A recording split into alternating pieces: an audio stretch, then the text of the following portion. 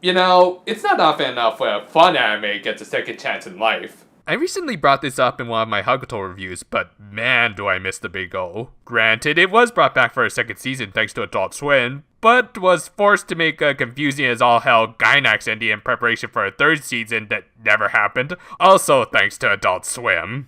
Apparently, they wanted to focus on their comedies. Lesson of the day, kids, never trust anyone. Thankfully, Symphogear managed to avoid this fate by mostly standing on their own. As I mentioned in my review of Season 1, DVD sales were fairly poor, only averaging about 5,000 copies. Also, budget mismanagement certainly didn't help anyone in the long run. Still, the singles and OSTs sold well enough that they decided to greenlight a second season. And considering Studio Satellite's catalog in 2013, yeah, they weren't doing much of anything anyway. Log Horizon wasn't bad, though. Yet, they couldn't take this second chance lightly, as the series financially was still on life support. Thus, they took a risk and changed the staff around a little bit. Akifumi Kaneko would remain head writer, but Tatsufumi Ito would hand down head directorial duties to Katsumi Ono. Ono had directed a couple of good episodes in the first season, but was probably more well known for directing one of my personal favorite Yu-Gi-Oh series, 5Ds. And he would later let his love of that series go a bit too far when he directed Arc 5, which... yeah. Still, as the man who gave us probably one of the most enduring Yu-Gi-Oh memes ever because it's so ridiculous, I think he was a perfect fit for the series, as has been proven through him remaining in the director's seat since. With that in mind, let's take a look at Symphogear G and see how many card game and or motorcycle related jokes we can make.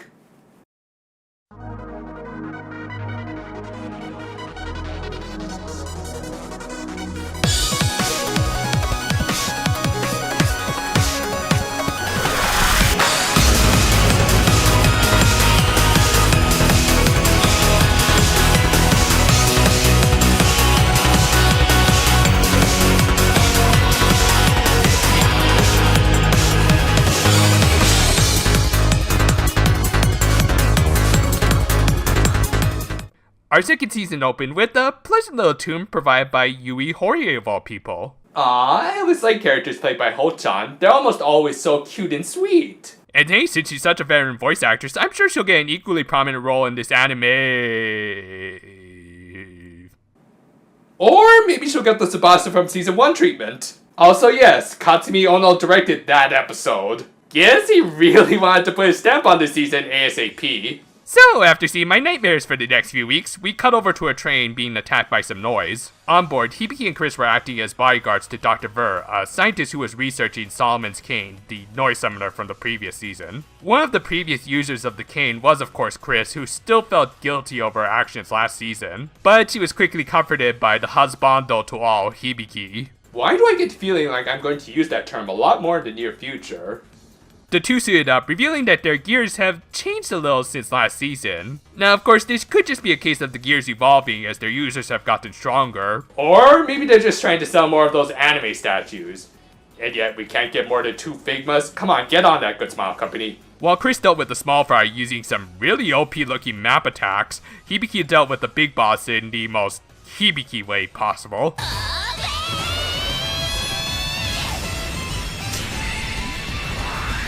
Junk Warrior! Slap Pistol!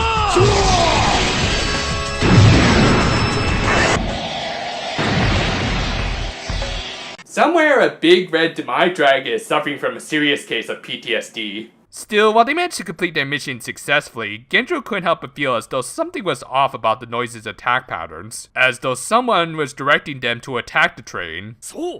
誰からも信奉される偉大なる英雄の姿を Kaneko is never going to learn how to write a subtle villain, is he? Sure enough, just as soon as Chris and Hibiki left, the noise attacked the facility and Bird made off with the cane. Meanwhile, Tsubasa was getting ready for a concert that night. It was a collaboration with another rising pop star, Maria Kadenzvana Eve.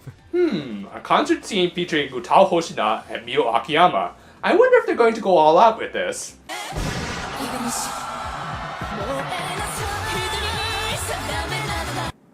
Could have used a couple more flamethrowers. Yeah, let's get this right off the way. Fantastic job casting Yoko Hikasa, the one anime VA who can match up with Nae Mizuki's singing, as they perform arguably one of the best songs in the whole series, Phoenix Flame. Can't really fault the series for not knowing how to sell its product. However, just as the concert was wrapping up, some of our favorite faceless mooks decided to make a special appearance. They were all under the control of Maria, who also had something else to show off.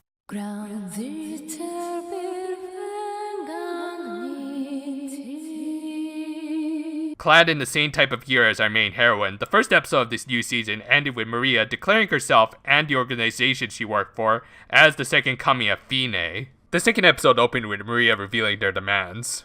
Couldn't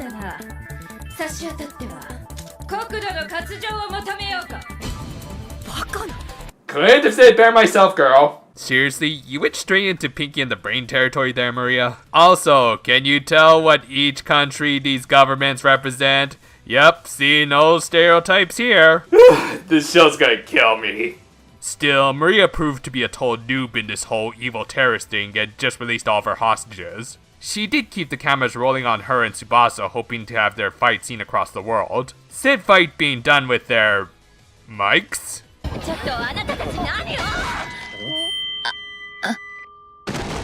Seriously, who designed these things? Weird Al after an acid trip? Wanting to preserve her secret identity, Tsubasa tried to get off the stage and transform, but... I told her those shoes were ridiculous. Luckily, her manager Ogawa cut the feed. Before this, he encountered the characters who would eventually become the best things to come out of this season, Shabe and Kika.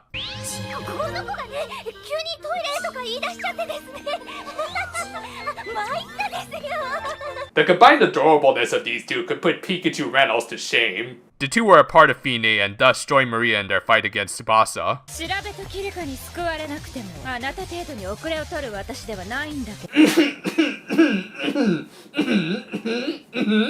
Hibiki and Chris soon joined the fight and they had a little exchange regarding morality. Okay, I know I just said that these two would become the best thing introduced this season, but that doesn't mean there weren't some growing pains. Seriously, don't bring up hypocrisy when you guys are basically Cobra level terrorists. Still, Fine's goal as set by their boss, Nastasia, oh hell, I'm not saying the rest of that, was to collect phonic energy from their battle. But even 6 gear users finding it out wasn't enough, so instead they had our heroines fight, as Hibiki put it.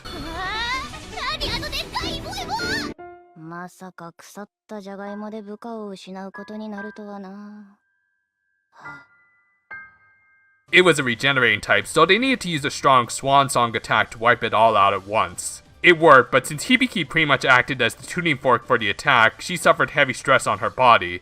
That combined with some psychological stress from Shabe's words, blue-screened our main heroine. Yeah, the Monica influence on this character grows stronger every season. Don't worry, your XP will be coming out real soon. Continuing into episode 3, a week passed with seemingly no fallout from the Fine organization. During this time though, Ogawa managed to deduce that one of their collaborators were some Yakuza, and good gravy, when did this guy become a badass? Okay, I know I'm kind of jumping the gun, but I gotta point this out. For some strange reason, they suddenly decide to turn Ogawa, Tsubasa's pencil-neck manager, into a ninja. I mean, yeah, I think in another life he was Gaara's uncle, but apparently he also taught Tsubasa that Shaoping Jutsu, so now he was a part of the Nara clan. Just what? What? What? What the? Alright, let's just cool our heads and maybe cut over to a pointless fanservice scene between Shabe and Kika. The former did expand on why she called Hibiki a hypocrite, and it's still not all that convincing of an argument.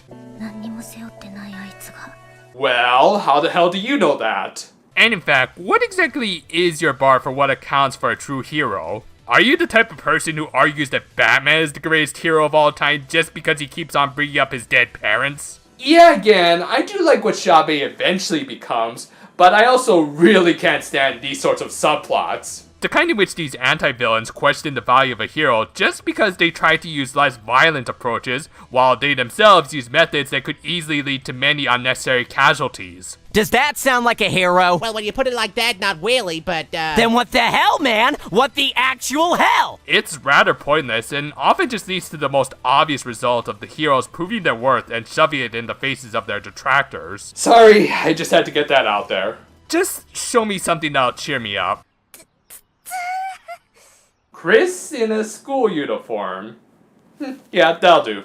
Yeah, and a legitimately good bit of character development, Chris was now enrolled in Lydian Private. She did still have some of her loner tendencies and even tried to run out on her class duties, but could still be convinced by Tsubasa to join in on the fun. This led into a much better scene than the last one, in which the two worked with some of Tsubasa's classmates. It was a genuinely heartwarming scene in which we got more development for Chris, as well as the cute little anecdote about how Tsubasa's daunting celebrity aura faded away after her classmates got to know the real Tsubasa Kazunari. Good stuff. That night, thanks to Ogawa's ninja skills, they managed to track down Fine's hideout. Of course, they encountered some obstacles along the way and suited up.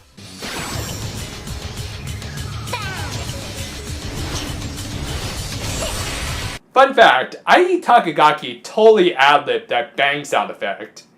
Also, it is by far Chris's most deadly attack because it caused many otaku to have a heart attack because it is so damn adorable.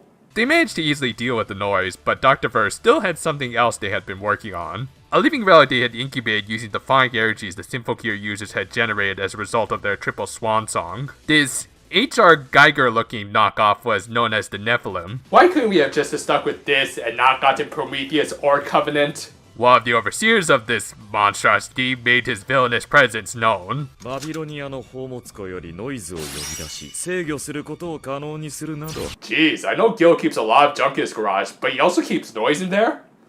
Does he feed them properly? Also no, this isn't even a taste of how OTT this dude's gonna get. Just wait. Anyway, while they managed to repel the Nephilim, Ver arranged its escape. Tsubasa gave chase, and when it tried to escape by going over sea, we got an introduction to the new base of our heroines.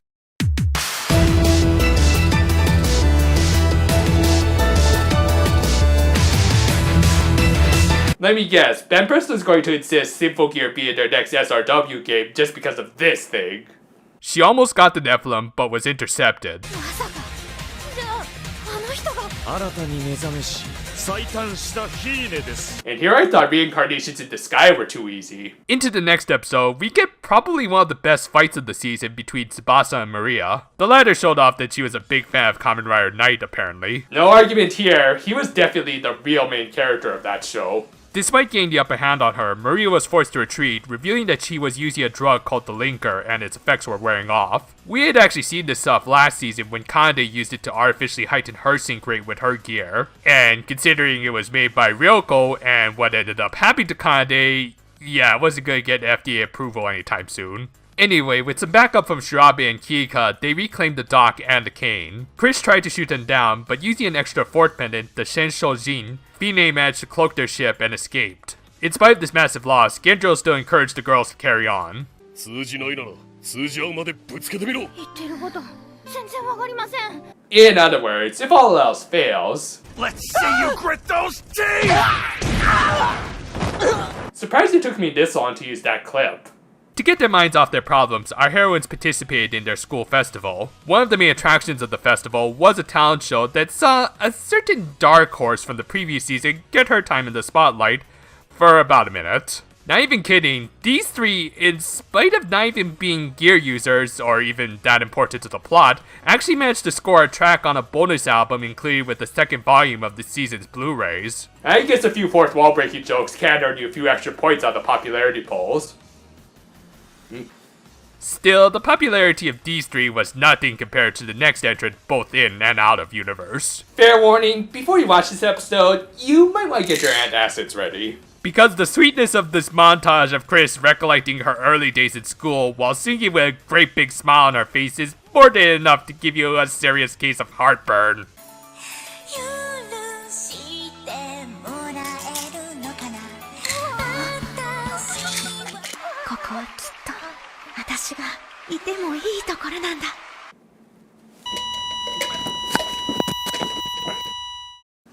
Yes, Doctor. Yes, I understand, sir. I'll lay off the Sphere CDs for a little while, but please, I gotta finish up this review. Okay? Yes, thank you.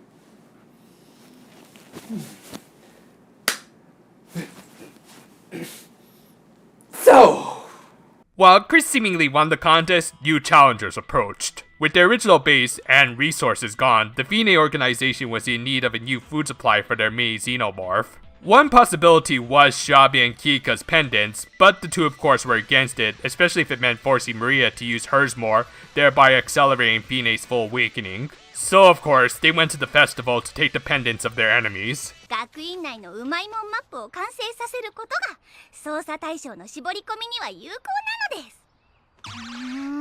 can we just get more of this and less of all that hypocrisy talk? Eventually, they got their act together and came up with a brilliant plan leading into episode 5. They would get the protagonist to hand over their pendants by beating Chris in the talent contest. Brilliant! Oh yeah, and they also stated their real names because all they have going for them really is their cute faces. To be fair, they did perform a fantastic rendition of one of Viving's old songs, impressing even Tsubasa in the process. However, before the results could be announced, they were called back to their base as the government managed to track them down already. You know, maybe you guys would have better luck with hideouts if you just avoided the spots where the Google Map guys pass by. Nastasia tried to get Maria to go out and deal with them. ただの人間玩具ニールの一撃を食らえば Real honorable there and everything, Maria, but, you know, after your little speech back in episode 2, I'm pretty sure you should have expected this sort of pushback. Yeah, I get that they're trying to portray Maria as a noble anti-villain, what with the dramatic music and everything, but starting from here, they really dropped the ball with her characterization, in my opinion. Anyway, with Maria going through her angsty Suzaku face, it fell on this walking ham sandwich to deal with the soldiers. Using the noise, the dog took out the soldiers and the few kids who just happened to stumble upon their hideout. So yeah, in spite of all that talk about following your ideals and such, you were indecisive, which kind of led to a bunch of unnecessary casualties there, Maria. How does that make you feel? Looking more into their enemy, our protagonist realized that the previous Fine incarnation, Ryoko, unsurprisingly, was an indirect founder of this organization that now bared her name. In particular, Maria's Gungnir was created from the same relic source as Kanade's, which now was in the possession of Hibiki. Jeez, I wonder what Odin would say if he knew his weapon was being passed around so much. It was indeed hilarious. Anyway, main takeaway from the scene? Evil American conspiracy organization called the FIS is bad.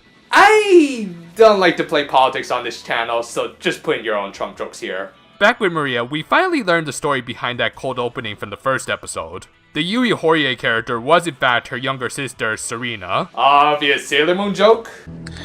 He is Tuxedo Mask, I don't believe it. Done. As it turned out, the FIS had been experimenting on the Nephilim long before the beginning of this series, and just like another certain evil organization with confusing motivations, they had a hard time controlling their phallic-shaped monstrosity, even letting it go full-on resurrection. That's when you know you've screwed up. Being a gear user, Serena tried to calm the beast down with a swan song. It worked, but it didn't do any favors for the structural integrity of the facility they were in, and some rubble falling on her. Serena died as a result of the incident, and now Maria was carrying on her sister's will, even though she really wasn't doing a good job at it. At all. Earlier in the episode, Shabi and Hiccup proposed a duel with our main characters, where the winner would take all of the relics. I feel like I should make another Yu-Gi-Oh joke here, but it's just not the same without some motorcycles. Dr. Vert took charge of the duel, revealing his mastery of the Solomon's Cane, plus their ultimate goal, to prevent the moon from colliding with the Earth. Yeah, remember that little plot point from the last season? I won't even try to figure out if it should be on collision course or not, because quite frankly, after all the abuse it suffered last season, I'm surprised it doesn't have a cartoonishly angry face on right now. Fine's solution involved the Nephilim, which Ver also released. Episode 5 ended with a cliffhanger of it snacking on Hibiki's arm. Do not falter! Rolling right into episode 6. Oh boy, I think Ginza might have had a little bit too much to drink last night. And this whole scene finally has these guys questioning whether or not they're doing the right thing. Oh no, of course you guys are doing the right thing. After all, how can you not trust a face like this? Spoilers, this is gonna bite them in the ass later. With a chunk of Symphogear flesh in its stomach, the Nephilim achieved its near-complete status. However, there was still the little issue of our main character being more than likely a descendant of Guts. Still, with all the build-up the Nephilim has gotten so far, I doubt they're just gonna be able to take it out right here, right now. Alright, this is Hibiki we're talking about. Not only did she go full unit 1 on the poor thing, she also nuked the corpse. Because there's no kill like overkill, I guess. You know, for as annoying as Fina can get, I just love it when this series goes completely bonkers like this. Unfortunately, this is quickly counterbalanced by one of my least favorite plot points in this whole series, Hibiki's traumatic past. Oh, I'm not talking about the good stuff that they gave us back in season 1 that effectively established that she wasn't doing this just out of survivor's guilt and wanted to carry on Kanade's will, but rather this needless add-on of her being the victim of bullying because she survived the concert attack? Why? Yeah, I get that there would be people who would lash out if they lost a family member during that attack, or were just jealous that the government provided her with a massive compensation for surviving a noise attack, but for her whole school to ostracize her and also call her a murderer? I don't get it. Now, in spite of all those reservations, I do like what this leads to by the end of this season. I just don't really like what it leads to next season.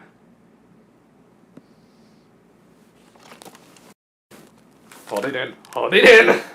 Still, like many episodes this season, this one at least ended on a high note when Hibiki encountered Dr. Ver, who had just attained the Heart of Nephilim that she ripped out and just threw to the side. Okay, so she didn't go completely Unit 1.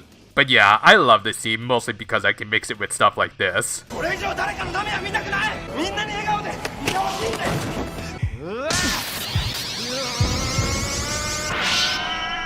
Still, Hibiki just punched that noise with her bare hand. How is that possible without her disintegrating into dust? Well, as it turned out, having a relic directly implanted into her body was starting to have some adverse side effects, with it starting to fuse with her the more she used it. Meaning that slowly but surely, she was becoming More machine now than man. Yeah, I know that clip doesn't perfectly match with this situation, but come on, it's a classic. But yeah, unlike Vader, Hibiki likely wouldn't have survived the fusion process. Still, trying to tell Hibiki Tachibana not to be a hero is like telling a cloud not to rain. This continued into episode 7 where Hibiki started going into burning Godzilla mode, meaning that she was probably at her strongest outside of an X-Drive, but was also now highly unstable. Though that certainly didn't stop her from trying to apprehend Ver. Shabe and Kika arrived to take him back, but obviously they were no match for an overcharged Hibiki, so the doc provided them with some involuntary doping using Glinker. Don't do drugs, kids. With their sync rates through the roof at this point, Ver told them that they could use their swan songs all they want. Oh good god! Yep, it's official. I ain't sleeping for the next few months. However, Hibiki knew that them using their swan songs in their current states could only lead to some fatal feedback. Thus, using the same trick she used back in episode 2, she absorbed their phonic gain into her own body and blasted the excess energy harmlessly into the air. Well, I think harmlessly. She might have killed a few dozen birds with that attack. Seeing her try to figuratively and literally bear the weight of their hardships by harmonizing with them, Shabi finally started to realize that Hibiki might not be that bad of a person. Took you long enough. Regardless, none of them were in any condition to continue the fight, so the two just retreated with the doctor. Meanwhile, Hibiki was just about ready to go nuclear until her friends arrived.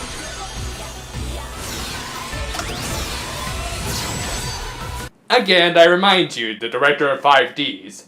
Though, I didn't expect to see RC in this show. Tsubasa cooled Hibiki down with a conveniently placed water tower, don't you love those things? And she and Genjiro finally got around to talking about Hibiki's condition, which, yeah, kind of jerk-ass move there, you two. Anyway, after pretty much taking a backseat for much of the season so far, Miku finally got to contribute to the plot after learning the truth. She was told that she should try and prevent Hibiki from using her Gungnir anymore. Again, this is Hibiki Tachibana we're talking about. I wouldn't even really bother. Elsewhere, Shiabi and Kika were taking their lunch break, and we learned that all three gear users of Fine were in fact all candidates to be her next vessel. And apparently, Maria volunteered to become her vessel. I don't know how you would do that, and in fact, neither did Nastasia, as Maria so far has shown no signs of harboring Fine's soul. No, Fine's vessel turned out to be someone else, which Hika learned after their lunch at a construction site went awry. Seriously, were there no parks or anything nearby, or do you two just like the smell of paint and cement while you eat? This continued into the next episode, where we learned that one of the main cruxes they used to get Dr. Ver to work with them was convincing him that Maria was the next Fine. So Nastasia wanted Maria to keep up the act, not knowing that the doc heard them talking about it in the last episode. Oops. Anyway, Kika withheld what she saw in the last episode, because that seems to be a running theme with this season, and the group made their way to the location of an ancient vessel known as the Frontier. They believed they could use it to halt the moon's collision course with the Earth. The vessel itself was sealed at the bottom of the ocean with some relics, so they believed that by using the Senshongjing's unsealing powers, they might be able to free it, but...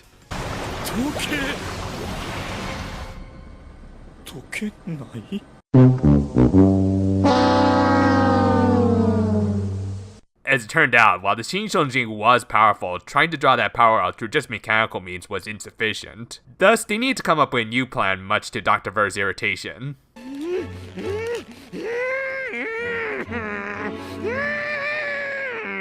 Oh boy, could somebody get this guy a lollipop? I think he's about to throw a hissy fit. In order to get the resources they needed, they had to make deals with the US government.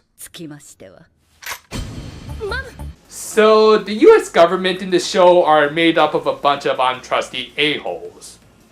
Nope, got nothing to say at all. By the way, for some reason, these secret government guys decided to make their meeting spot for all of this the Sky Tower, likely based on the Sky Tree in Tokyo. It's a well-known landmark and open to the public. I think you may have wanted to equip some silencers on those guns, guys. I mean, seriously, this is some pretty blatant plot contrivance, as Dr. Ver ended up releasing a swarm of noise to prevent the American government from running away with their data, resulting in Hibiki getting involved since she just so happened to be there on a date with Miku. Again, I love this series, but sometimes the plot can just be a mess. Anyway, while trying to help with the evacuations just in her civilian form, Hibiki ended up needing to transform in order to brace for a fall from the top of the tower, much to the objection of Miku.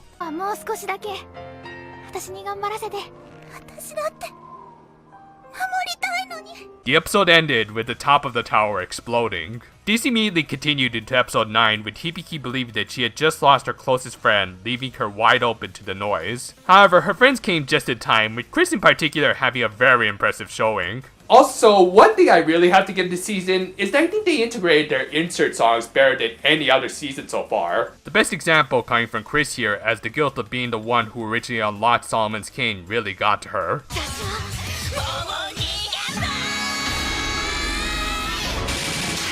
That was awesome! With their plans having fallen apart in spectacular fashion, Maria and Nastasia were forced to come clean to Shiabe and Kika. With no other options, they were forced to completely comply with this deal wannabe.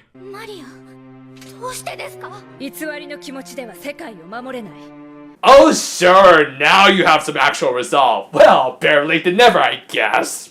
Also, again, just because you let your hostages go doesn't mean you've ever had the moral high ground. You caused civil unrest with that little broadcast of yours. Don't try and act like you guys have never used force at all during this campaign. Please, can we just get more of Chris being cute and or awesome to balance things out?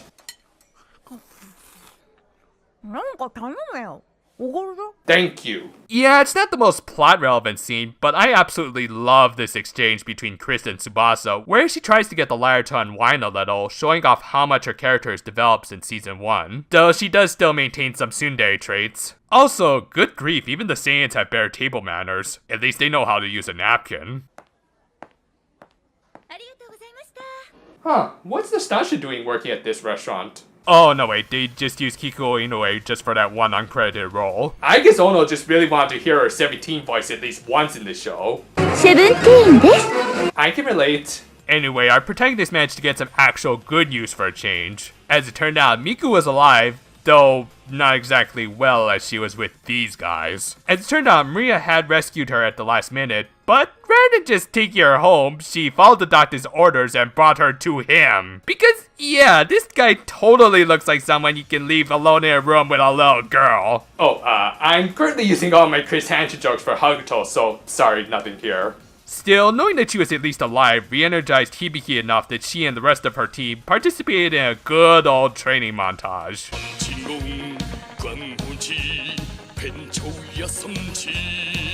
Watching this man makes me completely forget that his actor once played one of the cheapest Yu-Gi-Oh villains ever.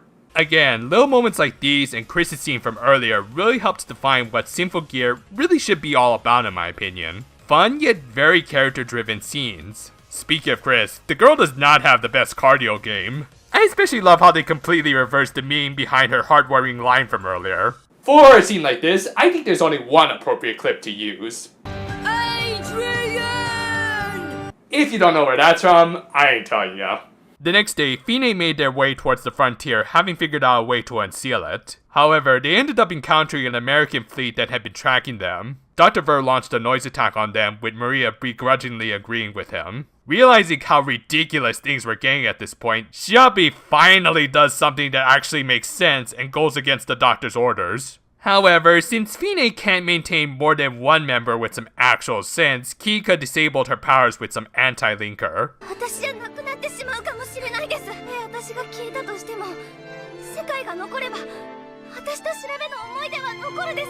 Kika, I'm pretty sure most people tend to forget about friends who stick 'em like that. Tsubasa and Chris arrived to help even up the situation, leaving Hibiki back at their base. Against just Kika, it looked like it would have been a cakewalk for them. Until...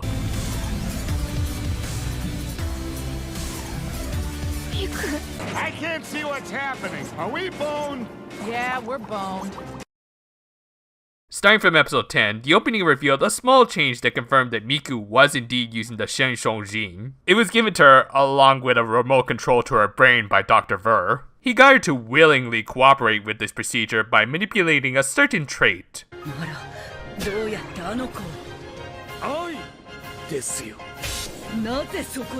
And it's good! Yes, my friends, we have achieved a meme that will forever remain in the annals of all magical girl Yuri. Give them a round of applause! Also, spoilers for the Rebellion story coming up, so if you don't want to hear them, skip ahead to this time code. All good?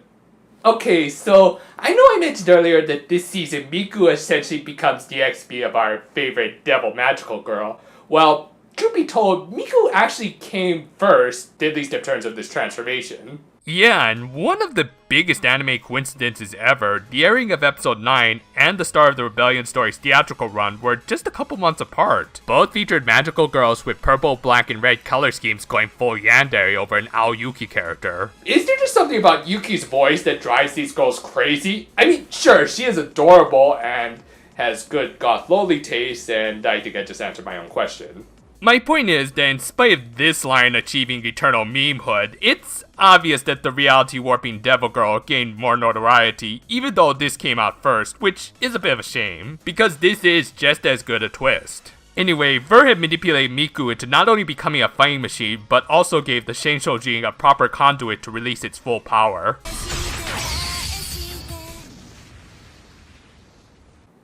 Never question the power of the Yuri Yandere.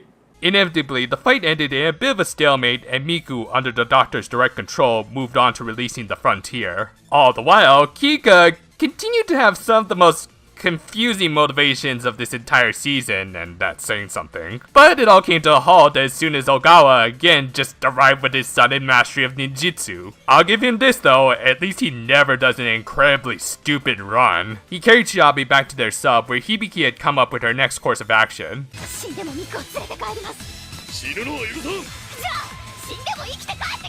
Hibiki, you are officially better than a good chunk of the Heisei writers, mostly the Shirakura produced ones. With that, we got what's hopefully a little preview of the next entry into the Madoka franchise. Come on, get on it, Butcher. Based on their calculations, Hibiki could only maintain her transformation for another 2 minutes and 40 seconds before full fusion with her relic occurred. But for her, that was more than enough time to save a friend. and after learning that the Shenshong gene was designed to destroy other relics, she decided to take advantage of this when Maria had set up a reflector system to direct its beams towards the frontier.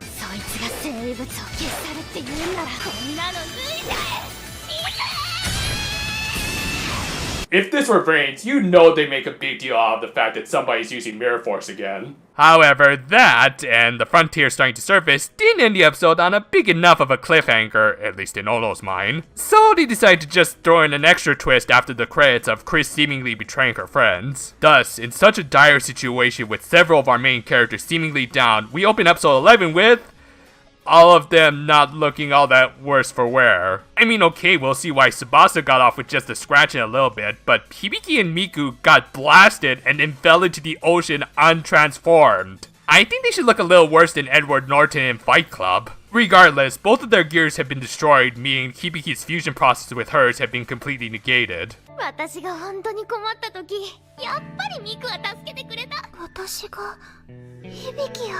Don't get too many ideas there though, Miss Yandere. Meanwhile, inside the frontier, Dr. Ver used the Nephilim's heart to activate it, as well as some of it converted into liquor to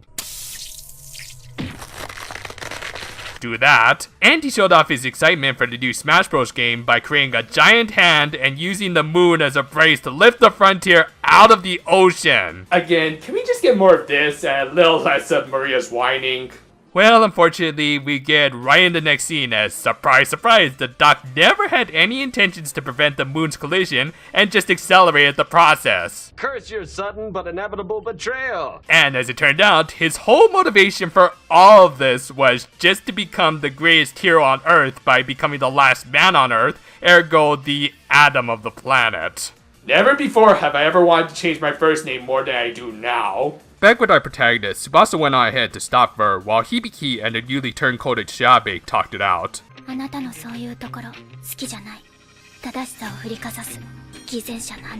You know, it's amazing how little weight those words hold when you were the one who was working with the egomaniacal a-hole who's currently bringing upon the apocalypse. Thankfully, Hibiki won her over by explaining her past and how her hastening her recovery from the hospital in order to put her mother and grandmother's minds at ease probably wasn't the best choice, as that just gave more fuel to her malicious neighborhood. Still, she didn't regret her decision, as she wanted to remain as true to herself and her intentions of bringing everyone she cares about together. So, yeah, this is actually a good way of tying together that whole what is wrong and what is right argument. Good job there, Symphogear. It just took you until near the end of the season.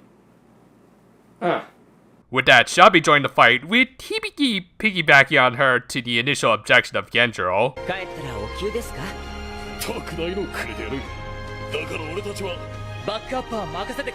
You know, for as much as I make fun of Ogawa's sudden mastery of ninjutsu, I do have to praise the season for one more thing. They gave some decent development for these side characters. With that, two separate battles began with Chris versus Tsubasa and Kika versus Shabe, the latter having an awesome duet insert song, again, great integration this season. Meanwhile, Maria spoke with Nastasia.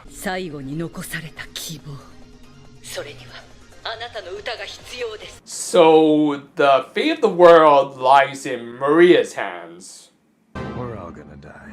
The penultimate episode of the season opened with both fights from the previous episode continuing. Tsubasa took notice of a suspicious collar around Chris's neck, and of course, having seen enough Schwarzenegger movies, knew exactly what it was. Back with Kika and Shabe.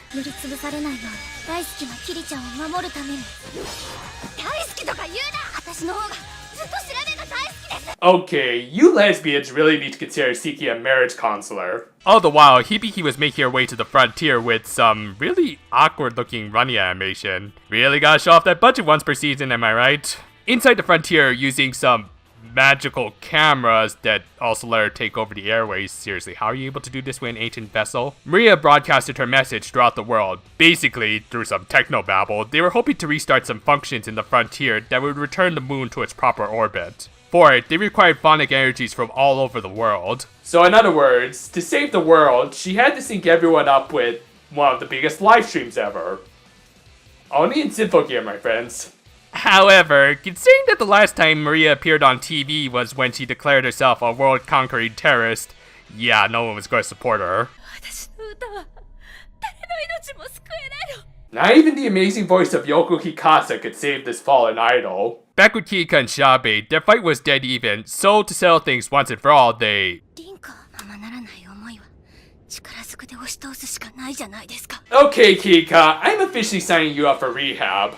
Using their swan songs, Kika summoned forth a super edgy version of Sally's broom, and Shabe, okay, that is awesome. Unfortunately, Kika still managed to gain the upper hand, forcing Shabe to go on the defensive.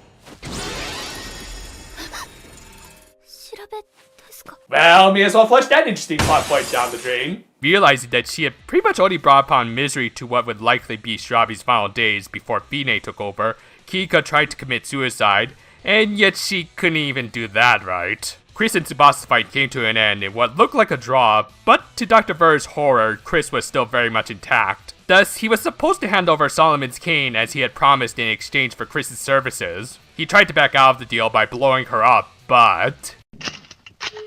Well, what do you know?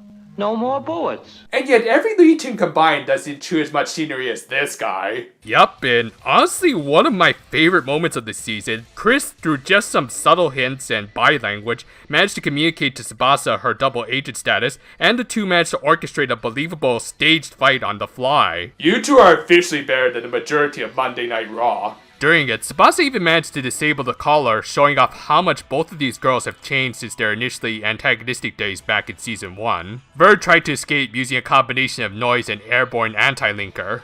This forced Chris to pull a Season 1 that I can't show on YouTube, sorry guys. Though, speaking of which, Tsubasa managed to work around the gas by literally going back to the basics and switching to her less powerful Season 1 form. Less gear meant less feedback from the gas. With that, the two characters who went through the most development this season through a strong chemistry managed to secure Solomon's cane. How symbolic. Elsewhere, Kiko was crying over the dying body of her friend. With one spirit leaving that body, another could have entered, but someone aside from Chris and Tsubasa managed to maintain her character development from the previous season. Fine willingly sacrificed herself in Shabe's place, likely ending the Avatar cycle, the Fine cycle permanently. Not as though that's gonna stop her from making minor appearances in the upcoming seasons. Yeah, there's a story behind this. Back with Maria and, her 50th breakdown of the show so far, she got bitch slapped by Ver. On top of that, her mentor and foster mother got blasted off to the moon. Yeah, nothing has really gone right for this girl, has it? She tried to kill Ver, but Hibiki stopped her and rightfully chastised her a little bit and reclaimed her position as main character by taking the American-made version of her gear. With that, we rolled into the final episode of the season. Dr. Ver tried to escape, but he was given chase by... And yet he's still going to find a way to top that in a few minutes. Hibiki rejoined the rest of her team to try and stop the frontier. Ver countered with a powered-up version of the Nephilim that I'm pretty sure they should be getting calls from Tsuburaya pretty soon, either that or at least Akane. Meanwhile, Maria finally started to make herself useful with some help from her sister's ghost. Together, they sung her song, and somehow that synced up with everyone on the planet, even after they all saw how much Maria has not contributed to any of this, well, whatever. With it, Nastasia in her wheelchair that turned into a mech, because this is a very silly anime, was going to use it to reroute the moon back into its proper orbit. She would ultimately pass on from her very over-the-top health issues. Seriously, how much blood did she vomit throughout this series? But Nastasia at least went out knowing that her daughter did the right thing in the end. With that, Maria, using her sister's damaged relic, joined the final fight alongside Shabe and Kika. Using their once-per-season extra forms, they made quick work of the Nephilim. Dr. Ver was then cornered by Gendro and Ogawa, who used the bullet curve trick from Wanted. Yeah, that doesn't actually work, but let's not tell Kaneko. Regardless, the dog still managed to unleash the full power of the Nephilim into the frontier. Now, instead of just using a small part of the vessel to create a new body, it essentially became the vessel itself. While the gear users dealt with it, Gendro took Ver into custody.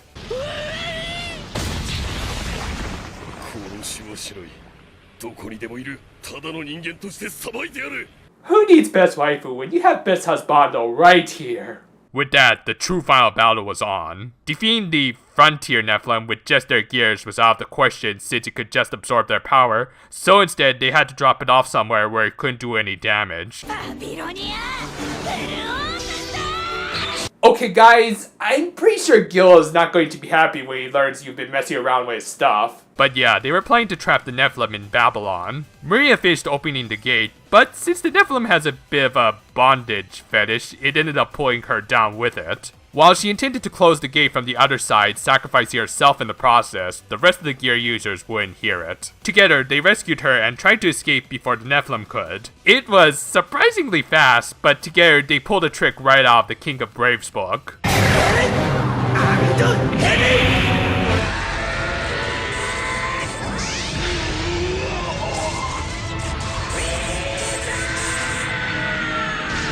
However, doing so made the creature go nuclear and they needed to close the gate before it blew. With all of them exhausted, it fell in the hands of one normal, but not at all powerless young lady to finish the job.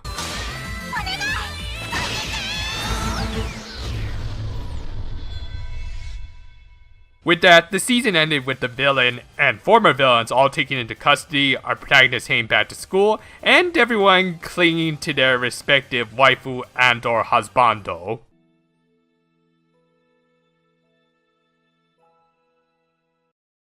Many have argued that this is the best season of the franchise, as it did legitimately rescue it with much better Blu-ray sales than the first season. And after rewatching both, I can safely say that I still prefer the first season, but that's not to say that this one didn't have some major high points. From a pure presentation standpoint, this is leaps and bounds ahead of the first season. Yeah, there was the occasional off-model frame or awkward animation loop, but it was an overall far more consistent product. The music surprisingly got even better, partly because they brought in even more talent and because Aoyuki became a better singer. Most of all, blending them with the action scenes was handled much better, as I mentioned. Set action was also better, with some very creative use of some of these characters and their many varied fighting styles. Say what you want about Katsumi Ono, like how he might have a bit too much of a hard-on for 5Ds to the point he even included in this show. The man knows how to direct an over-the-top action scene, and overall was a much better fit for this series than Tatsumi Ito in my opinion. Okay, so now that I've said a major positive, let's take it down a little with why I think is the biggest problem with this season and what holds it back in my opinion, the antagonists. The FIS, whatever you want to call them, they were actually an interesting group of anti-villains at first. Maria was a badass who could match up with the best technical fighter among the protagonists, and while I wasn't a fan of Shirabe's hypocrisy talk, I thought her relationship with Kiko was very cute. Honestly, it's no wonder the Blu-ray sold better when they actually had a fairly well-established group of villains right off the bat, unlike with Season 1 and Fine, who took her sweet time to introduce herself now that I think about it. And then episode 5 happened and it all fell apart. Though, before we get there, we should probably talk about these characters individually, starting with someone who I was surprised to learn was one of the more popular characters to come out of this season, Dr. Ver. I mean, I don't outright hate the guy, his scenery chewing can be entertaining in doses, but other than that, there's nothing really much to him. He's not an anti-villain like the rest of his group, and was just some crazy SOB with some really outlandish dreams of grandeur. At least Fine had actual reasoning for being an overly hammy villain. She had lived for centuries, so maintaining her sanity probably got tossed out the window a long time ago, so what's this dude's excuse? Seriously, why do people think they can trust this guy? Again, not the worst villain ever, as he does kind of fall into the love-to-hate category for me, but come on dude, leave some scenery for everyone. Then there's Nastasia, whom, other than this one line, really didn't have much to her. I mean, sure, she played a role leading the FIS, and was ultimately the one who returned the moon to its proper orbit, but as a character, she just played the standard mentor figure, often just being cryptic and mysterious because the plot demanded it. And I usually really like Kiko Inoue characters, as not only could she play a good motherly figure, but she could also be a total badass.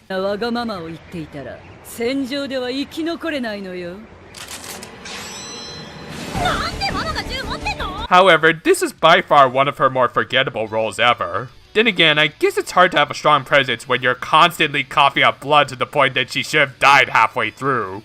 I think she might have gotten better characterization in XDU, but here, I think she'll just be remembered for this one line, though it is a good line.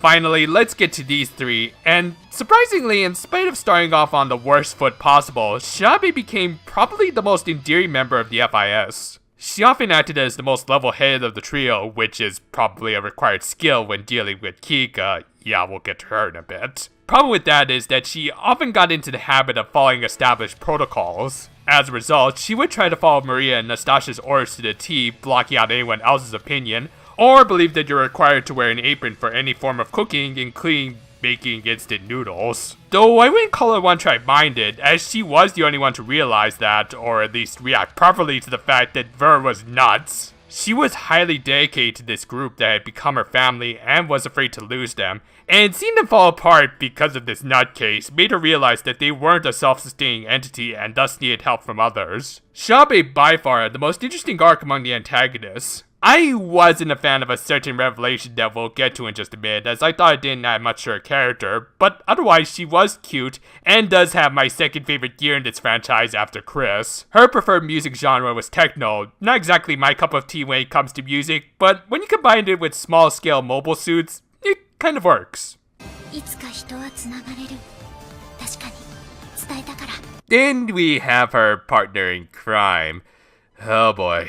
While Kika didn't start off on as bad a foot as Shabe, and in fact was pretty charming in her first few appearances, she was probably the worst victim of the Fine reincarnation subplot. This whole subplot in general was a big albatross across the whole season, often leading to these characters just moping around and making dumb decisions because of it. In the case of Kika, I'm not even completely sure what she was trying to accomplish when she thought she was Fine's reincarnation. She wanted Shabe to remember her by saving the planet, even though she knew that Verd couldn't be trusted. And also, if you want someone to remember you, maybe you shouldn't leave them with such a negative final impression. When I first watched this, I did get the feeling like they were going to pull the Shabe is Fine twist, but like many, I was also hoping they'd stick with Kika as the reincarnation, if only to give this character a little more purpose. Have her be the one to have the talk with Fine, and have her realize that the best way to be remembered is by sending people off with a smile, rather than trying to force them to remember you. Remember me!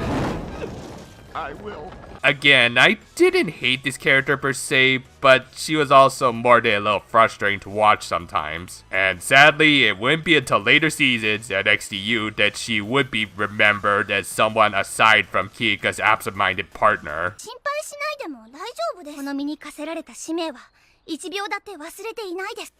Now, had Kika been the only kind of dislikable antagonist of this season, then I really wouldn't have that much of a problem with it. But when my least favorite antagonist of the season is also the one who shares the center of the poster with Hibiki, yeah, then we have some problems. Now, I'm not saying that Maria is conceptually a bad character, but the actual execution of her story arc was just not handled well. Here's a character who was built up as a tough-as-nails rival to one of the main characters, and also a sort of dark reflection of a fallen heroine. They gave her all of that, plus an intriguing little backstory, and then they derailed her momentum with this.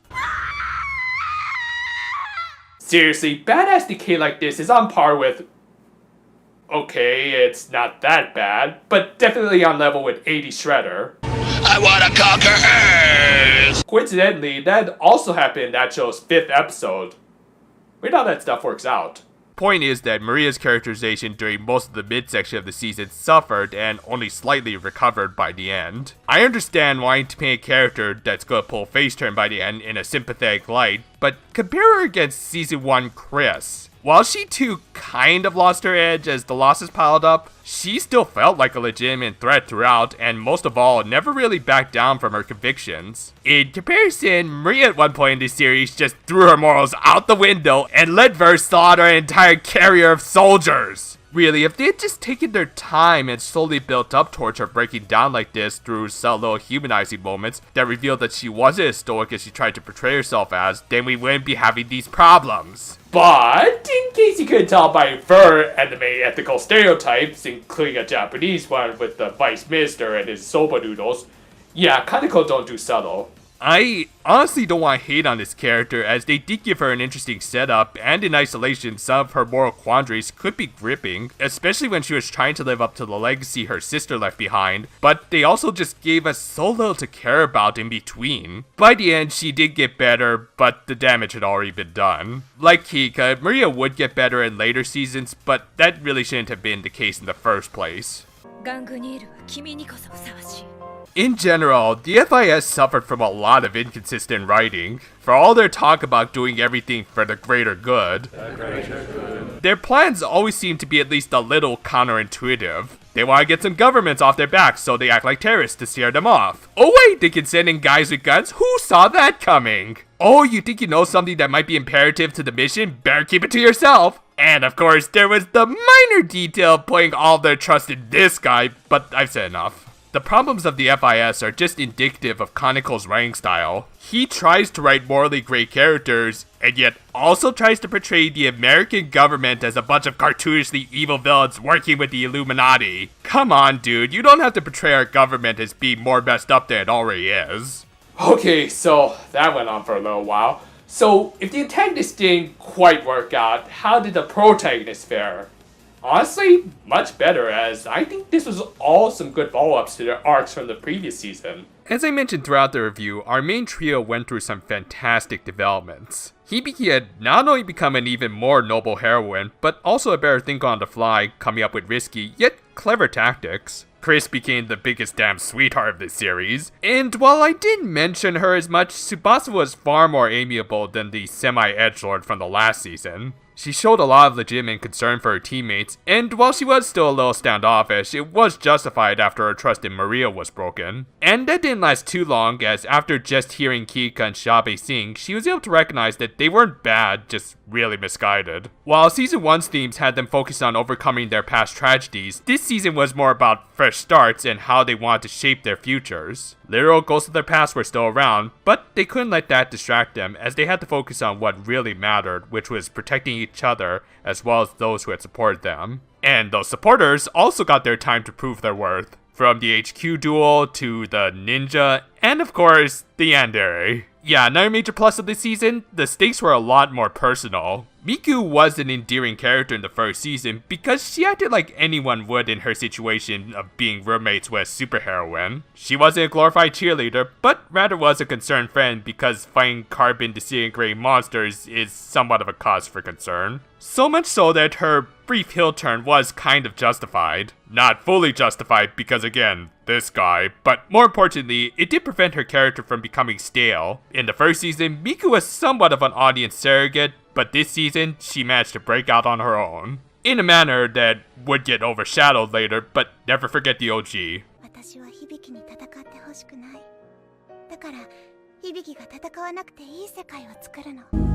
You're crazy.